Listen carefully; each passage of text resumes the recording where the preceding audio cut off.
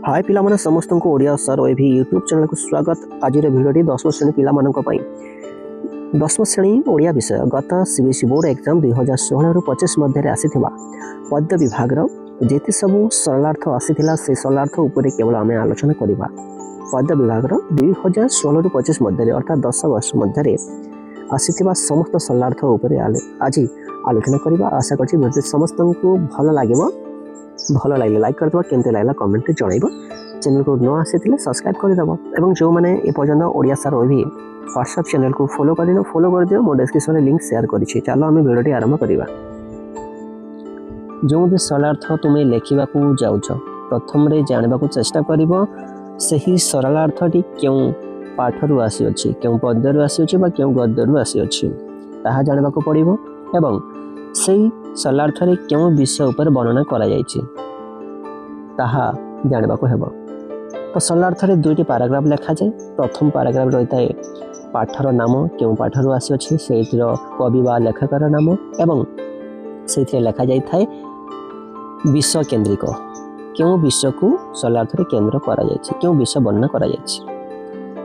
एहला प्रथम paragraph. 2 number paragraph रे रहिबो वर्णना।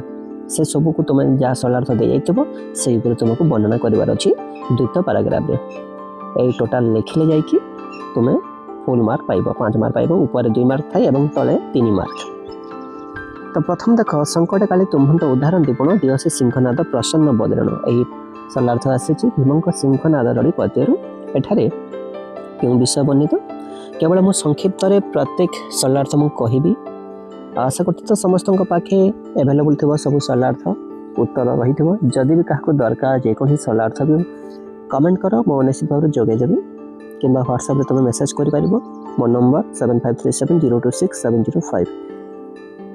संकट काले तुम्हंत उदाहरण दीपण दिय से सिंहनाद प्रसन्न बदन। ये कथा पार्वती कहते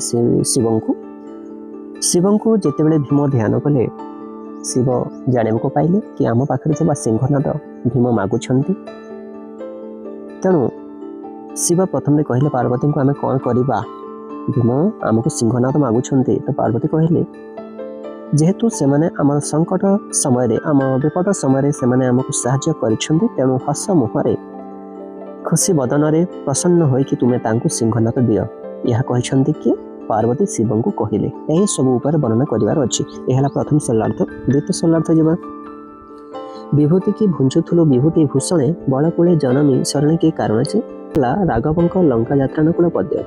जानिछबो कि रामचंद्र सीता माता को लंका नगरी रावण पाखर उद्धार करबा पाई सेतु बांधिकी जीवे। से समय रावण कौन कले निजर 2 मंत्री सुक और सारण उभय को पठाइछंती से सेतुबंध स्थान को एवं पठाइछंती गोटे वार्ता देकी गोटे विभीषण को वार्ता देवाई एवं गोटे अंगद को वार्ता देवाई।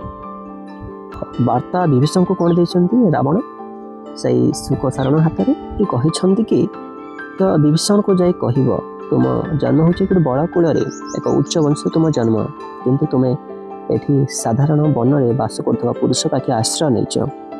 क्यों कारण जो तुम्हें आश्रय नहीं शरण नहीं ठीक नुह, उचित नुह। तुम्हें राजप्रसाद थी केते उपभोग कर धन संपत्ति भरपूर तुम पाखे। यही वार्ता देते रावण सुक सारण हाथ में क्या विभीषण को देते। यह वर्णना करार अच्छी। तृतीय सरलार्थ जेबा प्रतिबिंब राज्य दीपशाला तले स्पष्टाकार शोभे ह्रद अंतस्थले। चिलिकार सांद्र दृश्य पद्यर प्रश्न अच्छी। चिलिकार से संध्या कालीन दृश्य वर्णना करा जायछि एठी। प्रतिबिंब राज्य दीपशाला तले प्रतिबिंब चिलिकार जो प्रतिबिंब चिलिकार थिबा गिरी वन यार प्रतिबिंब देखा जाउछि, स्पष्ट भाव देखा जाउछि, शोभा पाउछि। स्पष्टाकार शोभे ह्रद अंतस्थले ह्रदर अंतस्थल ताहा स्पष्ट भाव देखा जाउछि। पाट अधधौत पर देखा जाउछि पुणी से जश्न किरण जश्न जो ऊपर वर्णना करवार अच्छी। नंबर 4 को जब सरलार्थ अच्छी उल्लासर आत्मा प्राय गीततान ह्रद नीलबक्ष करे अधिष्ठान। यही सरलार्थ आज पर्यंत 2 थर आसी सारी। उल्लासर आत्मा प्राय ये चिलिकार शांत दृश्य पद्यर प्रश्न अच्छी। एथे कौन वर्णना करा जायछि जेतेबेले मीनजीवी माने आसुछंती मत्स्य धरिकी फेरुछंती से आसवा समय कवि सूर्य बलदेव रथंकर गीत गान करके आसुଛନ୍ତି।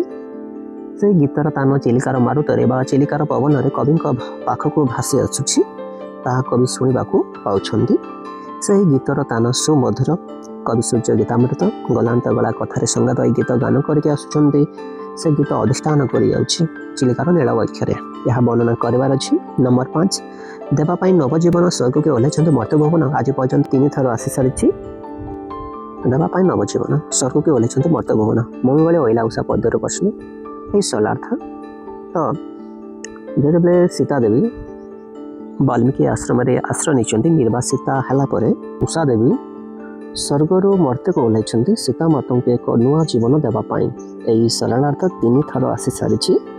6 नंबर जा भाग्यवती मते संसारे बोलिबे तो जुगु एका पर संसारे 2 थर आई सारी।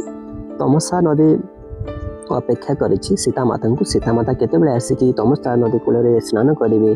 तमसा नदी निजर तरंग रूपक कर आलिंगन कर खुशी पाइब यही कथा वर्णित। और शेष तमसा नदी कहूँ हे माता मुझे भावी नी तू मो कूल को आसिक स्नान करू तो जो ही मते समस्ते संसार में भाग्यवती कहे और मोर प्रशंसा करेंगे एक कथा वर्णना कर रही। 7 नंबर शुभ्र सौरभ रसिके शुभ संपादन हो रघुवंशिके को ये शुभ्र सौरभ रसिके बोली कहुच्छी कारण उषा आसिले शुभ्र सौरभ बास्नारे परिपूर्ण हो जाए परिवेश एवं माता सीता उषा देवी को कामना कर नमस्कार करे कौन कि मंगल हो रघुवंशर मंगल कामना कर। 8 नंबर मरण द्वारे चरण रपी गारे अमर गान पोछि दे आज मानवशीर सुसंचित अपमान 2 थर ए सरलार्थ आसी सारी।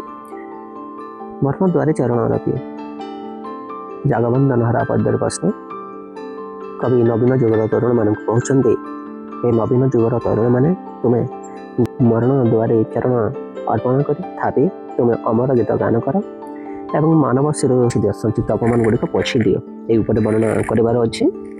नंबर 9 भिन्न कर से तंद्रा पर सहसा भुवन सारा भिन्न कर से तंद्रा पर सहसा भुवन सारा यही सरलार्थ। पुणी से जागबंधन हरा पद्यरु हे नवीन जुगर तरुण मैंने तुम से तंद्रा परस को भिन्न करी सारा भुवन को तुम्हें हसाओ सारा संसार को तुम्हें हसाओ। से तंद्रा परस कौन से मोह ममतार नीर ताहा तुम सम्मुखें कुहड़ी सृष्टि करें कुहुड़ी सृष्टि करें तेणु ताहा तुम्हें छिन्न भिन्न करके सारा भुवन को तुम्हें हसाओ। जन्म काल जे हेतु आघात केते न देछि मोहि निज छुआ बोले सब दोष सिना क्षमी अछुता तोहि साधं सह माटीरू ए सरलार्थ 2 थर आसी सारी। जन्म काल हेतु आघात केते न देछि मोहि कवि माटी माँ कहते माटी माँ मुझे जन्म समय के तो देहरे आघात देछि केते कष्ट देछि तोते किंतु तू निज छुआ बोली तू समस्त को क्षमा कर देछु। माटी माँ उपरे मनुष्य केते आघात दौछि केते अत्याचार करुछि किंतु माटी माँ काहू किछि कहू नाही कारण समस्त को माटी माँ निज छुआ बोली भाबुथाय एई उपरे वर्णना करिवो। 4 नंबर तर मकोती मोर मकोती माँ तर हस मोर हस तहरी अंतर आदेश चले मु घोषित महाजस यही साधुसा माटी पद्यर प्रश्न हे माटी माँ तू मुक्ति पाइले मु मुक्ति तू हसिले मु हसबी तर अंतर आदेश नहीं कि मुझे चलु अच्छे कवि माटी माँ को कहते।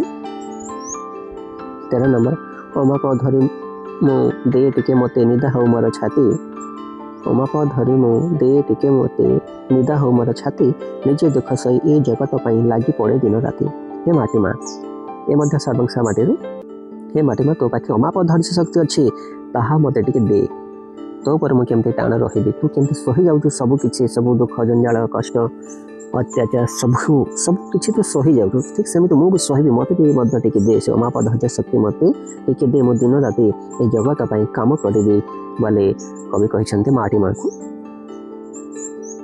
ये थिला पिला